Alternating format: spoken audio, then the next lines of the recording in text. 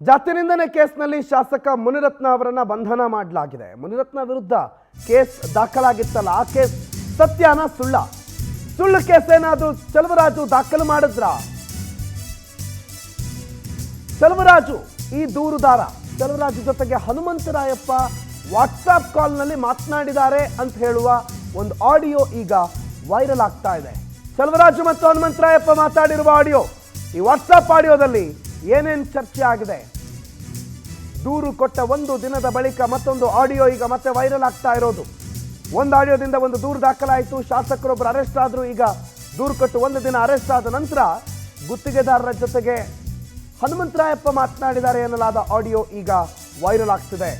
ನೀನು ನಮ್ಮವನು, ನಮ್ಮ ತಾಲೂಕ್ನವನು, ಒಕ್ಕಲಿಗ ನೀನು, ನಾನು ಸರಿ ಮಾಡಿಸ್ತೀನಿ ಬಾ, ವೇಲು ನಾಯಕ್ ಜೊತೆ ಮಾತನಾಡಿ ಡಿಸಿಪಿ ಕಮಿಷನರ್ ಜೊತೆ ನಾನೇ ಮಾತಾಡ್ತೀನಿ ಅನ್ನುವ ಚರ್ಚೆ ಆಗಿರುವ ಆಡಿಯೋ ಈಗ ವೈರಲ್ ಆಗಿದೆ.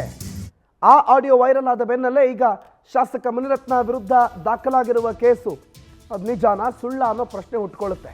ಚಲುವರಾಜು ಮತ್ತು ಹನುಮಂತರಾಯಪ್ಪ, ಮುನಿರತ್ನ ಅವರು ಕೂಡ ಇದನ್ನು ಆರೋಪ ಮಾಡಿದರು. ಹನುಮಂತರಾಯಪ್ಪನವರ ಹೆಸರನ್ನು ಹೇಳಿ ಉಲ್ಲೇಖ ಮಾಡಿ ಆರೋಪ ಮಾಡಿದರು. ಇವರೆಲ್ಲರ ಜಾಯಿಂಟ್ ಷಡ್ಯಂತ್ರ ಇದು ಅಂತಾನು ಹೇಳಿದರು. ಆ ಮುನಿರತ್ನ ಅವರ ಆರೋಪಕ್ಕೆ ಪುಷ್ಟಿ ಸಿಗುವ ಒಂದಿಷ್ಟು ಆಡಿಯೋಗಳು ಈಗ ಹರಿದಾಡ್ತಾ ಇದೆ. ನಮ್ಮವನು ನೀನು, ನಮ್ಮ ತಾಲೂಕ್ನವನು, ಒಕ್ಕಲಿಗ ನೀನು, ಡೋಂಟ್ ವರಿ, ನಾನು ಸರಿ ಮಾಡಿಸ್ತೀನಿ, ಮಾತಾಡಿಸ್ತೀನಿ, ವೇಲು ನಾಯಕನ ಜೊತೆ ಮಾತಾಡಿಸ್ತೀನಿ, ಡಿಸಿಪಿ ಕಮಿಷನರ್ ಜೊತೆಗೂ ಕೂಡ ಚರ್ಚೆ ಮಾಡಿ ಎಲ್ಲ ಬಗೆಹರಿಸ್ಕೊಡ್ತೀನಿ, ಡೋಂಟ್ ವರಿ ಅನ್ನುವ ಮಾತುಗಳು ಈ ಆಡಿಯೋದಲ್ಲಿ ಕೇಳಿಸ್ಕೊಂಡಿವೆ.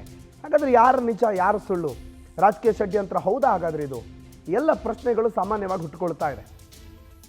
ರಾಜಕೀಯ ಅಂತಂದರೆ ಅದೇನೆ, ರಾಜಕಾರಣದಲ್ಲಿ ಯಾರು ಅಧಿಕಾರದಲ್ಲಿದ್ದಾರೆ ಅವರ ಪಕ್ಷದವರ ಆರೋಪಿಗಳಿದ್ರೆ ಅವ್ರ ಜೊತೆ ಏನಾದರೂ ಆರೋಪಗಳು ಬಂದರೆ ಅವ್ರನ್ನ ಸುಮ್ಮನಿರ್ತಾರೆ. BJP ನಾಯಕರ ಮೇಲೆ ಆರೋಪ ಕೇಳಿ ಬಂದರೆ ಏಕೈಕಿ ಅವರನ್ನು ಅರೆಸ್ಟ್ ಮಾಡಲಾಗುತ್ತೆ. ಈಗ ಈ ಆರೋಪದ ಸತ್ಯಾಸತ್ಯತೆಯ ಬಗ್ಗೆ ಪ್ರಶ್ನೆ ಹುಟ್ಟುಕೊಳ್ತಾ ಇದೆ. ಮೊನ್ನೆ ಒಂದು ಆಡಿಯೋ ವೈರಲ್ ಆಗಿತ್ತು. ಈಗ ಹನುಮಂತರಾಯಪ್ಪ ಮತ್ತು ಚಲುವರಾಜು ಅವರು ಮಾತಾಡಿದ್ದಾರೆ ಎನ್ನಲಾದ ಮತ್ತೊಂದು ಆಡಿಯೋ ವೈರಲ್ ಆಗ್ತಾ ಇದೆ. ಆ ಆಡಿಯೋ ಏನು ಹೇಳುತ್ತೆ ಕೇಳಿಸ್ಕೊಳ್ಳಿ. ಚಲುವರಾಜು, ಎಲ್ರಿ ನೆನ್ನೆ ಎಲ್ಲ ಫೋನ್ ಮಾಡಿದೆ, ಎತ್ತಲಿಲ್ಲ. ಅದ್ಯಾವ್ದೋ ಸಣ್ಣ ಇದಕ್ಕೆ ಹೋಗಿ ಕಂಪ್ಲೇಂಟ್ ಕೊಟ್ಟಿದ್ದೀಯಾ? ಬಾ, ನಾನು ಅದು ಹೇಳಿ ವೇಲುಗ ಅವ್ರ ಹುಡುಗರಿಗೆಲ್ಲ ಹೇಳಿ ಸರಿ ಮಾಡಿಸ್ತೀನಿ, ತಲೆ ಕೆಡ್ಸ್ಕೊಂಬೇಡ, ಎಲ್ಲೂ ಹೋಗ್ಬೇಡ ಬಾ. ನಮ್ಮ ತಾಲೂಕ್ನು ಒಕ್ಕಲಿಗರಾಗಿತ್ತು, ಸುಮ್ಮನೆ ಯಾವನವನ ಹತ್ರನೂ ಹೋಗಕ್ಕೇನು ಇದು ಮಾಡಕ್ ಹೋಗ್ಬೇಡ, ಬಾಯಲ್ಲಿ ನೀನು ಅದು ಇದು ಮಾಡಿಸ್ತೀನಿ ಬಾ. DCP ಹತ್ರನೂ ಬೇಡ, ಕಮಿಷನರ್ ಹತ್ರನೂ ಬೇಡ, ಹಂಗೇನೋ ಹೋಗ್ಬೇಕಾದ್ರೆ ನಾನೇ ಕರ್ಕೊಂಡು ಹೋಗ್ತೀನಿ, ಹೇಳ್ತೀನಿ ಬಾ. ಒಳ್ಳೆ ಕತೆ ಎಲ್ಲ ಗೌರ್ಮೆಂಟ್ ನಮ್ದೈತೆ, ನೀನು ಯಾರ್ಯಾರ ಹತ್ರ ಹೋದ್ರೆ ನೀನು ಸಾಲ್ವ್ ಆಯ್ತದ? ಅದ್ರಲ್ಲೂ ನಮ್ಮ ನೀನು ಚಲುವರಾಜು, ಎಲ್ರಿ ನೆನ್ನೆ ಎಲ್ಲ ಫೋನ್ ಮಾಡಿದೆ, ಎತ್ತಲಿಲ್ಲ. ಅದ್ಯಾವ್ದೋ ಸಣ್ಣ ಇದಕ್ಕೆ ಹೋಗಿ ಕಂಪ್ಲೇಂಟ್ ಕೊಟ್ಟಿದ್ದೀಯಾ? ಬಾ, ನಾನು ಅದು ಹೇಳಿ ವೇಲುಗ ಅವ್ರ ಹುಡುಗರಿಗೆಲ್ಲ ಹೇಳಿ ಸರಿ ಮಾಡಿಸ್ತೀನಿ, ತಲೆ ಕೆಡ್ಸ್ಕೊಂಬೇಡ, ಎಲ್ಲೂ ಹೋಗ್ಬೇಡ ಬಾ. ನಮ್ಮ ತಾಲೂಕ್ನು ಒಕ್ಕಲಿಗರಾಗಿತ್ತು, ಸುಮ್ಮನೆ ಯಾವನವನ ಹತ್ರನೂ ಹೋಗಕ್ಕೇನು ಇದು ಮಾಡಕ್ ಹೋಗ್ಬೇಡ, ಬಾಯಲ್ಲಿ ನೀನು ಅದು ಇದು ಮಾಡಿಸ್ತೀನಿ ಬಾ. DCP ಹತ್ರನೂ ಬೇಡ, ಕಮಿಷನರ್ ಹತ್ರನೂ ಬೇಡ, ಹಂಗೇನೋ ಹೋಗ್ಬೇಕಾದ್ರೆ ನಾನೇ ಕರ್ಕೊಂಡು ಹೋಗ್ತೀನಿ, ಹೇಳ್ತೀನಿ ಬಾ. ಒಳ್ಳೆ ಕತೆ ಎಲ್ಲ ಗೌರ್ಮೆಂಟ್ ನಮ್ದೈತೆ, ನೀನು ಯಾರ್ಯಾರ ಹತ್ರ ಹೋದ್ರೆ ನೀನು ಸಾಲ್ವ್ ಆಯ್ತದ? ಅದ್ರಲ್ಲೂ ನಮ್ಮ ನೀನು ಚಲುವರಾಜು, ಎಲ್ಲಿ ಒನ್ ಸೈಡೆಡ್ ಆಡಿಯೋ ಇದು, ಒಂದೇ ಕಡೆಯ ಆಡಿಯೋಗಳು. ಹನುಮಂತರಾಯಪ್ಪನವರು ಮಾತನಾಡಿದ್ದಾರೆ ಅಂತ ಹೇಳಲಾದ ಆಡಿಯೋ, ಚಲುವರಾಜು ಅನ್ನೋದನ್ನ ಅವರು ಉಲ್ಲೇಖ ಮಾಡ್ತಾರೆ. ಚಲುವರಾಜು ಯಾರು? ಈ ಪ್ರಕರಣದ ದೂರುದಾರ. ಚಲುವರಾಜುಗೆ ಹನುಮಂತರಾಯಪ್ಪ ಫೋನಲ್ಲಿ ಅಥವಾ ವಾಟ್ಸಪ್ಪಲ್ಲಿ ಆಡಿಯೋ ಮುಖಾಂತರ ಮಾತಾಡುವ ಅಗತ್ಯತೆ, ಅನಿವಾರ್ಯತೆ ಏನು? ಆ ಪ್ರಶ್ನೆ ಬಂದಾಗ ಅಲ್ಲಿ ಕಾಣಿಸೋ ಉತ್ತರ ಏನು ಅಂತಂದರೆ, ಚಲುವರಾಜು ಹೋಗಿ ದೂರು ಕೊಡ್ತಾರಲ್ಲ, ಏನಪ್ಪ ಎಲ್ಲೆಲ್ಲ ಹೋಗಿ ದೂರು ಕೊಟ್ಟಿದ್ಯಾ, ಬಾ ನನ್ನ ಹತ್ರ ಮಾತಾಡ್ತೀನಿ, ನಾನು ಮಾತಾಡಿಸ್ತೀನಿ ಬಾ, ನಿನಗೆಲ್ಲ ಸರಿ ಮಾಡಿಸ್ಕೊಡ್ತೀನಿ, ನಮ್ಮದೇ ಗೌರ್ಮೆಂಟ್ ಇದೆ, DCP ಕಮಿಷನರ್ ಜೊತೆ ನೀನೇನು ಹೋಗೋದು ಬೇಡ, ನಾನೇ ಮಾತಾಡ್ತೀನಿ, ಎಲ್ಲ ನಾನೇ ಸರಿ ಮಾಡಿಕೊಡ್ತೀನಿ, ನೀನು ನಮ್ಮವನು ಮರಯ, ನೀನು ನಮ್ಮ ತಾಲೂಕ್ನವನು, ನೀನು ಒಕ್ಕಲಿಗ, ನಿನ್ನ ಜೊತೆ ನಾನು ನಿಲ್ತೀನಿ, ಹಾಗೆ ಕೊಟ್ಟರೆ ಸರಿಯಾಗಿಬಿಡುತ್ತಾ ಅನ್ನುವ ಮಾತುಗಳನ್ನು ಆಡಿರೋದು. ಈಗ ಮುನಿರತ್ನ ಅವರ ಕಡೆ ಸತ್ಯ ಇದೆಯಾ, ಸುಳ್ಳಿದೆಯಾ, ಯಾರ ಕಡೆ ಸತ್ಯ ಯಾರ ಕಡೆ ಸುಳ್ಳಿದೆ ಅನ್ನುವ ಚರ್ಚೆಗಂತೂ ಗ್ರಾಸ ಆಗ್ತಾ ಇದೆ. ವೆಂಕಟೇಶ್ ಈ ಬಗ್ಗೆ ಮಾಹಿತಿ ಕೊಡ್ತಾರೆ, ನೇರ ಸಂಪರ್ಕ ಫೋನ್ನಲ್ಲಿ ಜಾಯ್ನ್ ಆಗಿದ್ದಾರೆ.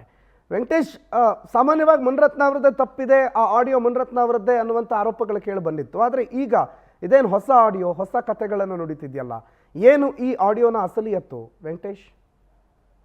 ಏನಂತೇಳಿ ಈಗ ಗುತ್ತಿಗೆದಾರ ಚಲುವರಾಜ್ಗೆ ಜೀವ ಬೆದರಿಕೆ ಹಾಕಿದ್ದಾರೆ ಎನ್ನುವಂತಹ ಸಂಬಂಧಪಟ್ಟಂತೆ ಏನೊಂದು ದೂರನ್ನ ಕೊಟ್ಟಿರ್ತಾರೆ. ಆ ದೂರಿಗೆ ಸಂಬಂಧಪಟ್ಟಂತೆ ಹನುಮಂತರಾಯಪ್ಪನವರ ಜೊತೆ ಕೂಡ ಮಾತಾಡಿರುವಂತದ್ದು ಚಲುವರಾಜ್ ಅವರು. ಈ ಚಲುವರಾಜ್ಗೆ ಮಾತಾಡುವಂತ ಸಂದರ್ಭದಲ್ಲಿ ಕೂಡ ಸಣ್ಣ ಪುಟ್ಟ ವಿಚಾರಕ್ಕೆ, ಅಂದ್ರೆ ಏನು ವೇಲು ನಾಯಕ್ ತನ್ನ ಮೇಲೆ ಒಂದು ಜೀವ ಬೆದರಿಕೆ ಹಾಕಿದ್ದಾನೆ, ಸೊ ಇದಕ್ಕೆ ಸಂಬಂಧಪಟ್ಟಂತೆ ಏನು ಶಾಸಕರ ಕುಮ್ಮಕ್ಕು ಇದೆ ಅಂತ ಹೇಳಿ ಕೂಡ ಒಂದು ಆರೋಪವನ್ನು ಮಾಡ್ತಾರೆ. ಅದಕ್ಕೆ ದೂರನ್ನು ಕೊಡೋದಕ್ಕೆ ಹೋದಂತ ಸಂದರ್ಭದಲ್ಲಿ ಕೂಡ ಈ ಹನುಮಂತರಾಯಪ್ಪ ಚೆಲುವರಾಜನನ್ನ ಕರೆಸಿ ಸಂಧಾನ ಮಾಡುವಂತ ಕೆಲಸವನ್ನ ಮಾಡ್ತಾರೆ. ಸಣ್ಣ ಪುಟ್ಟ ವಿಚಾರಕ್ಕೆಲ್ಲ ಹೋಗಿ ದೂರು ಕೊಡುವಂತದ್ದು ಏನಿದೆ ನಾನು ಮಾತಾಡ್ತೀನಿ, ಸರ್ಕಾರ ನಮ್ದಿದೆ, ಅದ್ರ ಬಗ್ಗೆ ನೀನ್ ಯಾಕೆ ತಲೆ ಕೆಡಿಸ್ಕೊಳ್ತೀಯಾ, ನಾನು ಇದ್ದೀನಿ ಮಾತಾಡ್ತೀನಿ ಬಾ ಅಂತ ಹೇಳಿ ಕೂಡ ಸೋಮವಾರದವರೆಗೂ ಕೂಡ ಅವರಿಗೆ ಗಡುವನ್ನ ಕೊಡ್ತಾರೆ.